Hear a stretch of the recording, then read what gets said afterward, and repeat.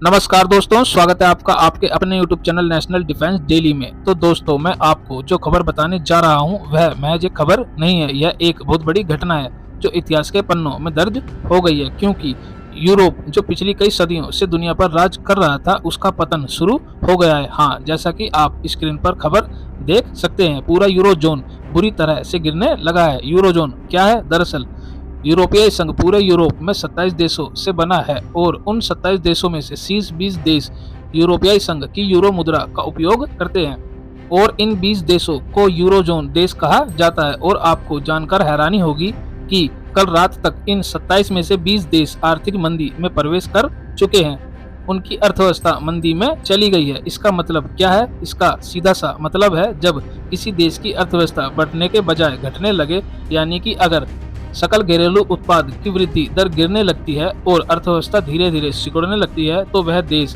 कहलाता है यह अर्थव्यवस्था मंदी में चली गई है, उनकी अर्थव्यवस्था सिकुड़ने लगी है। लेकिन अब आपका सवाल होगा कि इसका मतलब क्या होता है और अगर किसी देश की अर्थव्यवस्था मंदी में है तो इसका उस देश पर क्या प्रभाव पड़ता है। तो चलिए मैं आपको आसान भाषा में समझाता हूँ। एक बार जब किसी देश की अर्थव्यवस्था आर्थिक मंदी में चली जाती है तो वहां से निकलना बहुत मुश्किल होता है। आपको कड़े फैसले लेने होते हैं, लेकिन कितने कड़े फैसले, मैं आपको उदाहरण देकर बताता हूँ। मान लीजिए आपकी सरकार आपके देश के लोगों को पेट्रोल, डीजल, खाने पीने, छोटे बच्चों की पढ़ाई पर सब्सिडी देती है।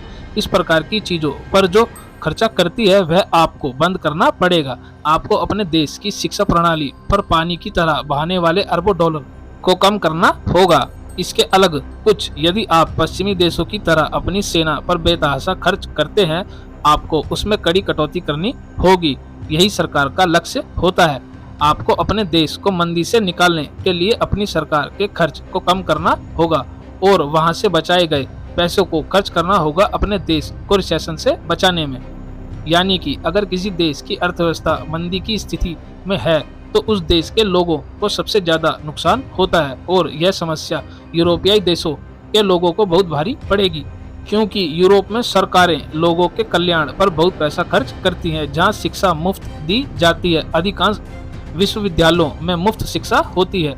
इसके अलावा सेना पर बेतहाशा खर्च किया जाता है, लोगों को तरह तरह की चीजों पर सब्सिडी दी जाती है, पेंशन बहुत बड़े स्तर पर दी जाती है। इसके अलावा लोगों को लाभ पहुंचाने के लिए तमाम तरह की योजनाएं चलाई जाती हैं। ये सारी की सारी योजनाएं इन यूरोपीय देशों को बंद करनी पड़ेंगी और जब ये योजनाएं बंद हो जाएंगी तो लोगों का क्या होगा? उनको तकलीफ होगी और आने वाले समय में आपको पूरे यूरोप में बड़े बड़े दंगे और प्रदर्शन जरूर देखने को मिलेंगे। यानी कि शॉर्टकट में इतना समझ लीजिए कि मंदी में जाना बहुत आसान होता है, लेकिन मंदी से निकलने में कई दशक लग जाते हैं और कभी कभी इस प्रक्रिया में उनकी अर्थव्यवस्था पूरी तरह से नष्ट हो जाती है। लेकिन इस पूरे मामले से भारत का बहुत बड़ा फायदा होने वाला है। वो इसलिए क्योंकि भारत इस समय दुनिया की 5वीं सबसे बड़ी अर्थव्यवस्था है। भारत से पहले जर्मनी, फिर जापान, फिर चीन, फिर अमेरिका और फिर 5वें नंबर पर भारत आता है। और आज की स्थिति में भारत और जर्मनी के बीच केवल 600 से 700 बिलियन डॉलर का ही अंतर रह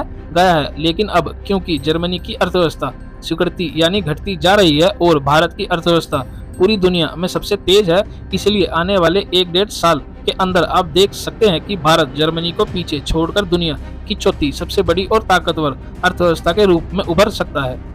और ये कितनी ज्यादा बड़ी बात है। उदाहरण के लिए 2 साल पहले तक ऐसा कहा जा रहा था, अगर भारत को अर्थव्यवस्था के मामले में जर्मनी को मात देनी है तो कम से कम 2027 तक का समय लगेगा, तब भारत जर्मनी को मात दे पाएगा। लेकिन भारत इस काम को 2023 या 24 के भीतर ही पूरा कर सकता है। लेकिन अभी के लिए आप इस बात पर ध्यान दें कि जब से यूरोप आर्थिक मंदी में गया है तब से अब तक एक बात तो तय हो गई है कि यूरोप में बहुत जल्द अस्थिरता आने वाली है। अगले 1-1.5 साल के अंदर बहुत सारी घटनाएं होने वाली हैं। इसीलिए आप लोग चैनल को सब्सक्राइब करके रखना। फिलहाल इस वीडियो में इतना ही। Thanks for watching the video.